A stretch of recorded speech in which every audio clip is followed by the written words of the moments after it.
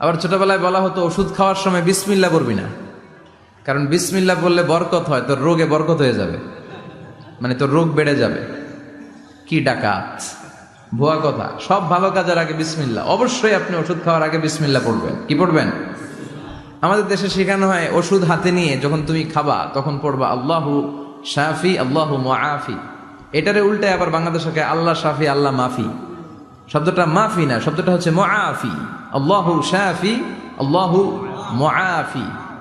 খেয়াল থাকবে, পড়েন আল্লাহু শাফি আল্লাহু মুআফি আল্লাহু শাফি আল্লাহু মুআফি। এটা কোনো হাদিসে নাই, পড়তে বলা হয় নাই, তবে অর্থটা খুব সুন্দর। আল্লাহই তিনি শিফা দান করেন, আল্লাহই রোগ থেকে মুক্তি দান করেন।